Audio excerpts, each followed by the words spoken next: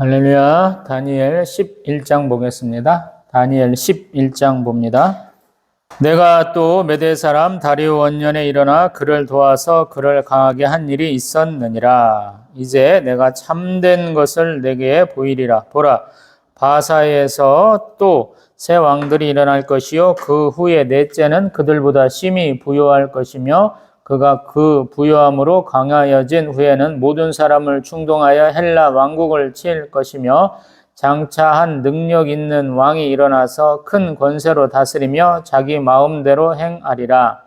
그러나 그가 강성할 때 그의 나라가 갈라져 천하 사방에 나누일 것이나 그의 자손에게로 돌아가지도 아니할 것이요 또 자기가 주장하던 권세대로도 되지 아니하리니 이는 그 나라가 뽑혀서 그 외에 다른 사람들에게로 돌아갈 것임이라. 남방의 왕들은 강할 것이나 그 군주들 중 하나는 그보다 강하여 권세를 떨치리니 그의 권세가 심히 클 것이요 몇 해 후에 그들이 서로 단합하리니 곧 남방 왕의 딸이 북방 왕에게 가서 화친하리라.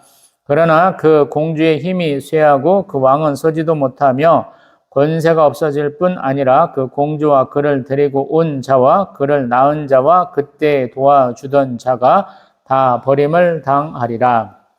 그러나 그 공주 본 족속에게서 난 자 중에 한 사람이 왕위를 이어 권세를 받아 북방 왕의 군대를 치러 와서 그의 성에 들어가서 그들을 쳐서 이기고 그 신들과 부어 만든 우상들과 은과 금의 아름다운 그릇들은 다 노력하여 애굽으로 가져갈 것이요 몇 해 동안은 그가 북방 왕을 치지 아니하리라. 북방 왕이 남방 왕의 왕국으로 쳐들어갈 것이나 자기 본국으로 물러가리라. 그러나 그의 아들들이 전쟁을 준비하고 심히 많은 군대를 모아서 물이 넘친같이 나올 것이며 그가 또 와서 남방 왕의 견고한 성까지 칠 것이요 남방 왕은 크게 노하여 나와서 북방 왕과 싸울 것이라. 북방 왕이 큰 무리를 일으킬 것이나 그 무리는 그의 손에 넘겨준 바 되리라.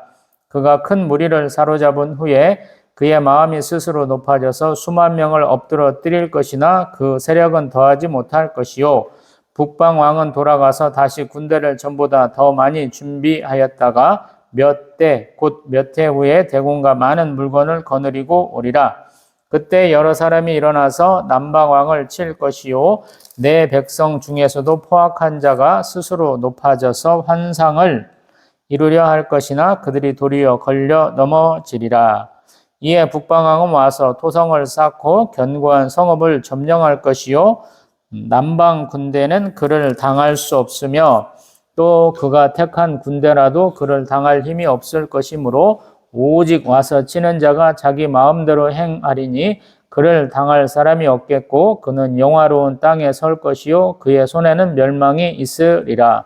그가 결심하고 전국에 힘을 다하여 이르렀다가 그와 화친할 것이요 또 여자의 딸을 그에게 주어 그의 나라를 망하게 하려 할 것이나 이루지 못하리니 그에게 무익하리라. 그 후에 그가 그의 얼굴을 바닷가로 돌려 많이 점령할 것이나 한 장군이 나타나 그의 정복을 그치게 하고 그 수치를 그에게로 돌릴 것이므로 그가 드디어 그 얼굴을 돌려 자기 땅 산성들로 향할 것이나 거쳐 넘어지고 다시는 보이지 아니하리라.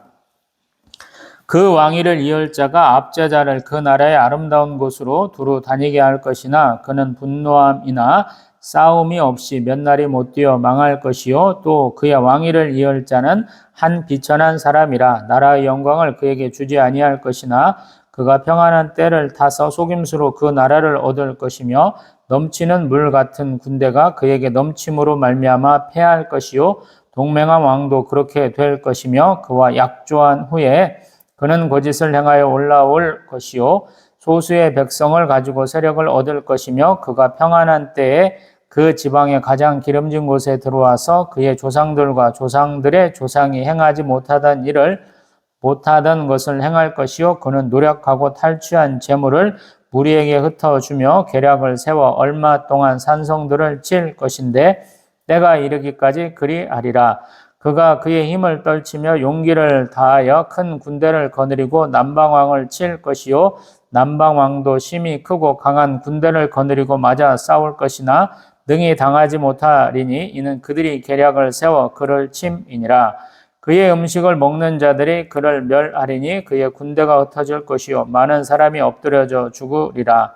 이 두 왕이 마음에 서로 해하고자 하여 한 밥상에 앉았을 때에 거짓말을 할 것이라. 이리 형통하지 못하리니 이는 아직 때가 이르지 아니하였으므로 그 일이 이루어지지 아니할 것임이니라. 북방 왕은 많은 재물을 가지고 본국으로 돌아가리니 그는 마음으로 거룩한 언약을 거스르며 자기 마음대로 행하고 본토로 돌아갈 것이며 작정된 기한에 그가 다시 나와서 남방에 이를 것이나 이번이 그 전번만 못하리니 이는 기띔의 배들이 이르러 그를 칠 것임이라. 그가 낙심하고 돌아가면서 맺은 거룩한 언약에 분노하였고 자기 땅에 돌아가서는 맺은 거룩한 언약을 배반하는 자들을 살필 것이며 군대는 그의 편에 서서 성소 곧 견고한 곳을 더럽히며 매일 드리는 제사를 폐하며 멸망하게 하는 가증한 것을 세울 것이며 그가 또 언약을 배반하고 악행하는 자를 속임수로 타락시킬 것이나 오직 자기의 하나님을 아는 백성은 강하여 용맹을 떨치리라. 백성 중에 지혜로운 자들이 많은 사람을 가르칠 것이나 그들이 칼날과 불꽃과 사로잡힘과 약탈을 당하여 여러 날 동안 몰락하리라. 그들이 몰락할 때 도움을 조금 얻을 것이나 많은 사람들이 속임수로 그들과 결합할 것이며 또 그들 중 지혜로운 자 몇 사람이 몰락하여 무리 중에서 연단을 받아 정결하게 되며 희게 되어 마지막 때까지 이르게 하리니 이는 아직 정한 기한이 남았음이라. 그 왕은 자기 마음대로 행하며 스스로 높여 모든 신보다 크다 하며 비이상한 말로 신들의 신을 대적하며 형통하기를 분노하심이 그칠 때까지 하리니 이는 그 작정된 일을 반드시 이룰 것임이라. 그가 모든 것보다 스스로 크다 하고 그의 조상들의 신들과 여자들이 흠모하는 것을 돌아보지 아니하며 어떤 신도 돌아보지 아니하고 그 대신에 강한 신을 공경할 것이요 또 그의 조상들이 알지 못하던 신에게 그 문 보석과 보물을 들여 공경할 것이며 그는 이방 신을 힘입어 크게 견고한 산성들을 점령할 것이요 무릇 그를 안다 하는 자에게는 영광을 더하여 여러 백성을 다스리게도 하며 그에게서 뇌물을 받고 땅을 나눠주기도 하리라. 마지막 때에 남방왕이 그와 힘을 겨룰 것이나 북방왕이 병거와 마병과 많은 배로 회오리 바람처럼 그에게로 마주와서 그 여러 나라에 침공하여 물이 넘침같이 지나갈 것이요 그가 또 영화로운 땅에 들어갈 것이요 많은 나라를 패망하게 할 것이나 오직 에돔과 모압과 암몬 자손의 지도자들은 그의 손에서 벗어나리라. 그가 여러 나라들의 그의 손을 펴리니 애굽 땅도 면하지 못할 것이니 그가 권세로 애굽의 금, 은과 모든 보물을 차지할 것이요 리비아 사람과 구스 사람이 그의 시종이 되리라. 그러나 동북에서부터 소문이 이르러 그를 번민하게 하므로 그가 분노하여 나가서 많은 무리를 다 죽이며 멸망시키고자 할 것이요 그가 장막 궁전을 바다와 영화롭고 거룩한 산 사이에 세울 것이나 그의 종말이 이르리니 도와줄 자가 없으리라. 아멘. 할렐루야. 지금 다니엘이 환상을 보는 것들이 연속해서 지금 나오고 있죠. 우리 다니엘 6장까지는 어떤 역사적인 사건을 다룬다 그러면 우리 다니엘 7장부터는 다니엘이 보았던 환상에 대한 내용들을 쭉 말하고 있어요. 그리고 어떤 그러한 절정이 되는 것이 우리 다니엘 11장이 되지 않나 이렇게 생각을 해봅니다. 바벨론이 망하고 바사가 이렇게 나라가 이뤄지죠. 그런 다음에 또 무슨 일이 일어나는가 이것들을 얘기를 하고 있어요. 많은 분들이 알고 계시지만 우리 유명한 알렉산더 대왕이 이렇게 그리스, 지금 바사라고 얘기하는 페르시아 지역, 또 이집트, 또 이라크, 이란, 또 여기 인도 북부까지 이렇게 다 점령하고 이제 자기는 그 와중에 이제 죽고 그 부하 4명에 의해서 나라가 나눠지게 돼요. 그래서 수리아와 우리 바벨론 땅에 있었던 것이 셀루쿠스 왕조였고요. 애굽과 팔레스타인 지역, 지금의 이스라엘 지역을 했던 것이 톨레미 왕조인데 지금 이 톨레미를 남방 왕이라 지금 성경에서 얘기하고요. 셀루쿠스 왕을 지금 북방왕이라 해서 얘기하고 있습니다. 이 둘은 굉장히 열심히 싸우던 나라인데요. 총 6차례에 거쳐서 싸운다 그래요. 그래서 학자들이 얘기하기는 BC 274년부터 BC 168년까지 약 100년 전쟁을 하고 있는 것들을 지금 다니엘이 환상을 통해서 다 얘기해 주고 있어요. 이건 좀 대단한 것이죠. 왜 그러냐면 다니엘이 자기 사후에 한 300년 가까이 지난 후에 얘기를 지금 하고 있는 거거든요. 성경에서 하나님이 택하신 백성은 대개 선지자의 역할을 해요. 그래서 아브라함도 어떤 의미에서는 선지자다 그래요. 아비멜렉에게 하나님이 말씀하실 때 우리 아브라함은 선지자다 이렇게 말씀하시거든요.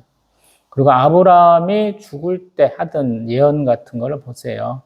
430년쯤 지나가지고 우리 그의 자손들이 다시 팔레스타인 땅으로 돌아오시겠다 그 말을 하게 하잖아요. 그리고 실제로 그런 일이 일어나고요.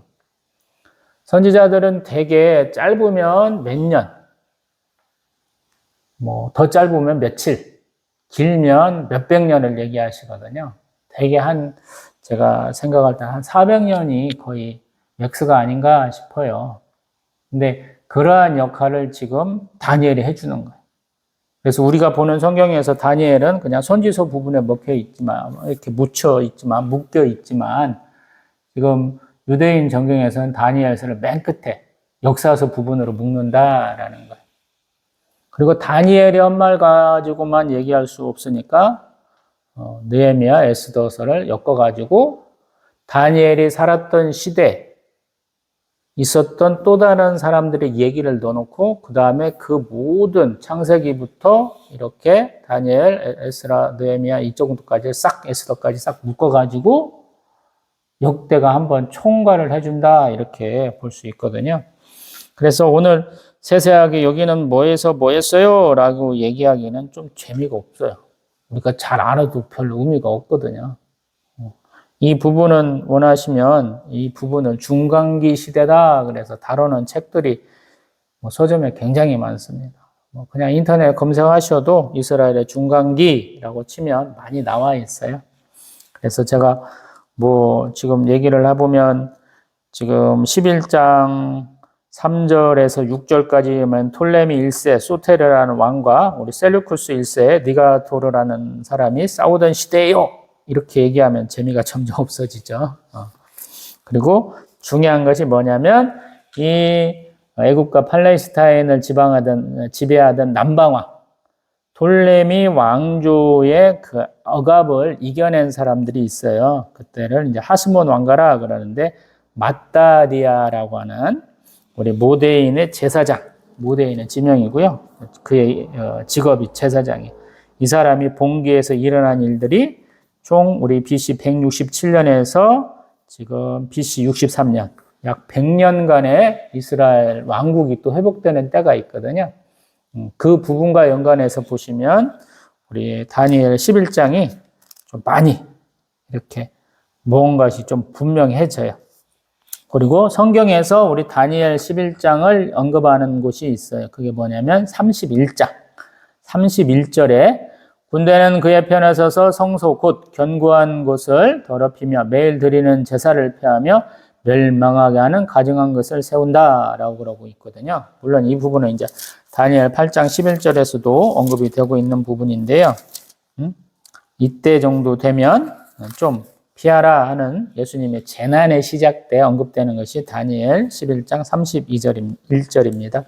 그리고 그 밑에 가 보면 우리 백성 중에 지혜로운 사람 33절 이하로 보면 아까 잠깐 얘기했던 우리 하스몬 왕가 마따디의 아들 중에 우리 유다 마카베오라는 사람이 좀 많은 역할을 하고요.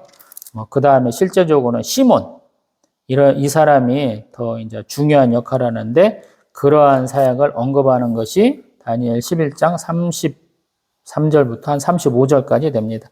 그러고는 이제 이 사람들이 어디서 무엇이 되느냐라고 이제 다니엘 12장에 넘어가면 이것이 묵시에 해당한다라는 부분을 더 적절하게 얘기하는 것이 다니엘 12장입니다. 이만큼만 놓고 봅니다. 성경을 보다 보면 내가 이런 것까지 알아야 돼 하는 부분들이 제법 많아요.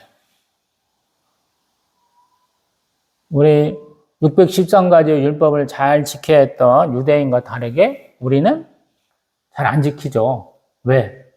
우리랑 관계가 없으니까. 심지어 우리는 십계명조차 안 지키는 경우가 제법 많거든요. 근데 다른 613가지 율법을 다 지킬 수가 없는 것이죠. 역사도 마찬가지. 이스라엘 그 코딱지만한 곳, 경상남북도보다도 작은 땅에서 일어나는 몇천 년간의 일을 우리가 다 알 필요는 없잖아요. 그냥 스쳐 지나가듯이 가는 거예요. 맨날 주변 강대국한테 시달려갖고 맨날 침략당하고 또 힘이 세지면 가서 복수하고 맨날 이렇거든요. 근데 그 모든 것의 핵심은 하나님이 하나님의 백성을 택하시고 그들을 복주시고 또 그 백성 하나님 앞에 영광과 존귀와 찬송을 올려드려야 된다. 이렇게 단순하게 말할 수 있는 것이거든요. 그래서 어려워요. 힘이 약한 자가 자신의 독립성을 유지한다는 것은 너무 어려운 것이죠. 주변에는 다 다신교예요. 신을 믿어도 그 밑에 하위에 온갖 신들이 다 있어요. 세상 천지의 온갖 것들이 다 신이에요. 쉽게 말하면. 동식물 전체가 다 악이에요. 일본도 우리 일본 인구보다도 더 많은 신이 있다 이런 얘기까지 하는데 우리 중동도 거의 비슷하거든요. 하나님이 나는 창조주야. 다른 것들은 신이 아니야 라고 말씀하시는데 그걸 믿을 사람들을 택했다 이렇게 말할 수 있는 거거든요. 근데 세상에서 가장 약한 사람들. 쉽게 말해서 여기도 보이고 저기도 보고는 아주 흔한 사람들을 하나님이 택하셔서 그들에게 말씀하신 거거든요. 그래서 굉장히 어려운 거예요. 이스라엘 역사를 보다 보면 니네는 왜 이렇게 왜 한번 떵떵거리며 살지 못해? 이렇게 얘기하는 거랑 똑같거든요. 아브라함, 이삭, 야곱, 요셉 얘기하고 그 다음에 모세도 얘기하고 사무엘 선지자도 얘기하고 여러 사사들 다 얘기하고 사울왕, 다윗왕 다 얘기하는데 그들이 그렇게 열심히 조상들 이름 막 외는 이유가 뭐냐? 자랑하고 싶어서 그때는 떵떵거리면서 살았으니까 그런 것이거든요. 근데 하나님은 이상하게 그러한 조상의 하나님으로만 불리기를 원하시는 게 아니고 신앙 고백을 받기를 소원하신 하나님이에요. 각자한테 너는 누구냐? 그랬을 때 나는 하나님의 사랑받는 자녀, 하나님이 택하신 백성, 제사장 나라 이런 표현을 하기를 원하신다라는 거예요. 그래서 수많은 자들을 사람을 매마 인생의 채찍으로 징계도 하시고 또 고난도 주시고 또 넉넉히 이겨낼 수 있는 지혜도 주시고 힘도 주시고 그렇게 하시는 거거든요. 너무 단순히 이렇게 조합해서 그렇게 말씀드려 봤는데 우리는 날마다 숨을 쉬어야 되고 먹어야 되고 돈도 벌어야 되고 잠도 자야 되고 운동도 해야 되고 온갖 것들 다 해야 되죠. 그 수많은 일들을 해야 되는 가운데서 우리가 하나님을 어떻게 바라보느냐 이거를 딱 기준을 잡기를 원하시는 모습이 아닌가 싶어요. 지금 다니엘이 처하고 있는 상황을 보면 지금 바벨론은 거의 망해가는 때 그리고 바벨론을 무너뜨리려고 주변 국가들이 막 힘을 내고 있는 상황 가운데서 다니엘이 환상을 보기 시작하는 것이죠. 지금 불행하게도 포로 생활 거의 70년 가까이 해오고 있는데 참 다행히도 하나님이 하나님의 백성 중에서 조금 별 볼 일 없는 사람들 다니엘 같은 10대 소년 또 에스겔 같이 포로로 잡혀간 제사장 또 우리 에스더 왕비 같이 포로로 잡혀간 여자 느헤미야 같은 사람 술이나 따라주던 그 왕의 시종 같은 사람들 이런 사람들을 하나님이 쓰시는 거예요. 그래서 하나님은 능력 있는 자 지위가 높은 자를 쓰는 것이 아니고 하나님의 나라를 소망하는 자 하나님의 도우심을 바라보는 자들을 쓴다라는 것을 보여주고 있는 것이거든요. 그래서 사람은 겸손하게 하고 또 누구에게나 또 소망과 희망이 있게 하시는 하나님이시거든요. 다니엘도 마찬가지. 남이 꿈꾸고 환상을 보면 그것만 해석해 주는 사람이었는데 이제 자기가 직접 꿈을 꾸고 환상을 본다라는 거예요. 좀 2인칭 내지 3인칭 시점에서 1인칭으로 팍 와닿는 거죠. 하나님이 그를 통해서 깨닫게 하시는 거예요. 야, 이 바벨론 다음에 뭐 페르시아가 나오고 아까 말한 것처럼 셀루쿠스 뭐 톨레미 왕조 막 나오고 더 나가서 이제 뭐 로마가 나오고 이런 거 갖고 걱정할 필요 없어 이렇게 말씀하시는 거거든요. 하나님이 그러한 나라를 언급해 준다는 것은 그러한 나라가 너희들을 핍박하고 또 억압하고 너희를 다스릴지라도 너희가 나를 소망하고 나를 따르면 내가 너희를 지켜주고 축복해 줄게. 이렇게 말씀하시는 거거든요. 하나님은 언제나 동행하시는 하나님, 임마누엘의 하나님 되셔서 홀로 떨어뜨려 두시는 분이 아니다라는 거예요. 우리가 잘못했으니까, 우리가 죄를 지었으니까 하나님 우리를 징계하시고 죽이는 걸로 끝나는 게 아니고요. 하나님은 우리를 새롭게 하시는 거예요. 우리가 죄를 회개하고 자복할 때 하나님이 새롭게 태어나게 하시는 거예요. 나라를 새롭게 하게 하시고요. 또 우리의 믿음을 새롭게 하시는 거예요. 그러한 연속적인 과정이 있기 때문에 지금 이스라엘 백성이 나라도 잃고 한 2000년간 방황하다가 지금 아주 잘 살고 있잖아요. 여전히 주변 나라한테 쪼들리면서도 큰소리 빵빵 치고 있잖아요. 그게 하나님의 어떤 언약이고 하나님의 약속이고 하나님의 축복이거든요. 그걸 보여주는 거예요. 지금. 다니엘은 한 사람을 통해서. 우리 이제 성전도 없잖아요. 성전을 지었는데 너무 초라한 거예요. 제사장도 제대로 없어. 학계 스가랴서가 그래서 축복해 주잖아요. 대제사장을 축복하잖아요. 성전 때문에 너무 그렇게 자존심 상해하고 낙담하지 마라고 말씀하셨어요. 성벽도 없는데 예루살렘 성벽을 금세 몇 달도 안 돼갖고 그냥 뚝딱뚝딱 지어내잖아요.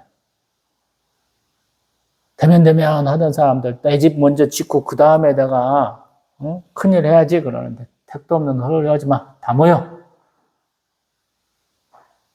다 자기 거 하고 나는 한 군데 더 할래요 갖고 막 사람들이 남부여대 해서 다 보여가지고 열심히 뚝딱뚝딱 지어갖고 금세 완성하죠. 성경이 그걸 얘기하고 있어요. 너희가 나를 소망할 때 나는 함께 하겠노라. 자기들이 뭔가 없고 부족하고 불안할 때 하나님 미리 깨우쳐 주시는 거예요.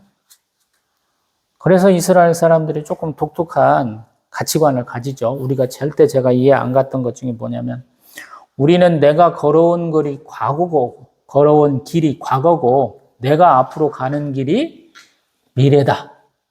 앞날에 있을 일이다 그러는데 그 사람들은 반대로 이해한다고 그러더라고요. 앞으로 가는 것이 과거고 뒤에가 미래다 이런 표현도 하더라고요. 아우, 난 도대체 뭔 말인지 모르겠다. 그 사람들이 독특한 어떤 가치관들이 많이 있더라고요.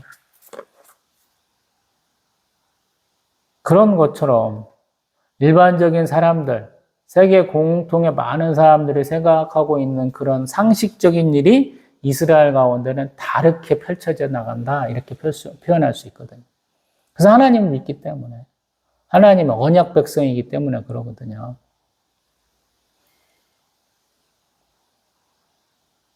원시 언약이라고 하는 아담 때부터 그 하나님 축복, 또 신의 산 언약, 또 뭐 예레미야서, 에스겔서에 나오는 새 언약, 이런 부분을 통해서 하나님이 새롭게 하셨다라고 볼 수 있거든요. 그래서 우리하고는 아무 관계도 없는데 다니엘 11장 모두로 다 알아야 돼? 이거 공부하려면 되게 오래 걸려요. 역사를 더 자세하게 알아야 되거든요. 근데 그 부분은 그냥 제가 퉁 치고 넘어가는 이유는 괜찮다, 몰라도. 괜히 이런 거에 열심히 팔 필요 없다. 하나님 회막을 어떻게 세웠는지, 어떤 재료를 썼는지, 어떤 규격으로 세워야 되는지 공부 안 해도 상관없다, 저는 생각합니다. 솔로몬 성전, 몰라도 상관없다. 그 규격 외워서 뭐 할 거냐. 헤롯 왕 성경도 조금 다르거든요.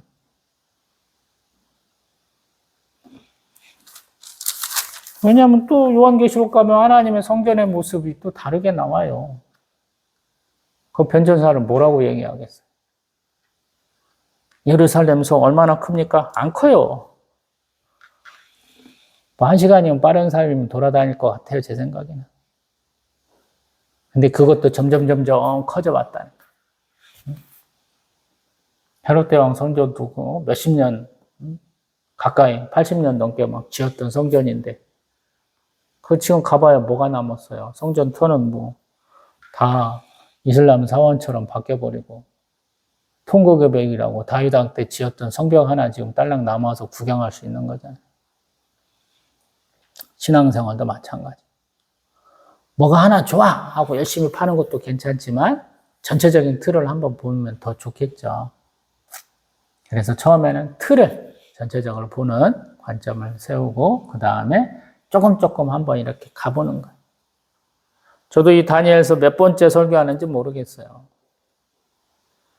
근데 볼 때마다 새롭게 돼요. 왜냐하면 한 바퀴 돌고 오면 달라지고 한 바퀴 돌고 오면 달라지는 거예요. 제가 달라지는 거예요. 제가 보는 관점이 달라지기 때문에. 예전 같으면 북방어가 남강이 굉장히 중요한가 봐. 혈통도 이렇게 또 가게도도 놓고 한 번씩 보고 그러거든요. 왜 싸우는지. 왜냐하면 자기들끼리 결혼 동맹도 하거든요. 적대국인데 서로 동맹도 해요. 이게 재밌어요. 여기 보면 그런 얘기들 나오잖아요. 지기들끼리 동맹 맺었다가 지기들끼리 또 깼다. 우리 28절에 보면 거룩한 언약 얘기하잖아요.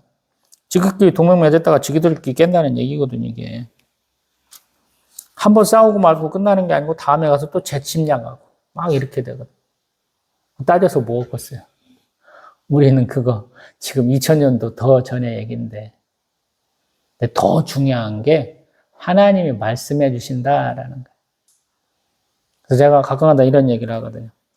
하나님이 사랑하시는 자에게 미래를 알려주신다. 앞날에 일어난 일을 말씀해 주신다. 아멘. 저는 그런 것 같아요. 우리는 미래에 대한 걱정들이 많은 사람들이거든요. 사람의 특징이에요. 두려움이 있어요. 근데 하나님은 하나님의 백성이 걱정하지 않도록 미래를 약속해 주시는 거예요. 찬란한 미래를 약속해 주시는 거예요. 그래서 어떤 사람들은 내가 내 인생길에 하나님이 온통 초록불, 올 그린라이트.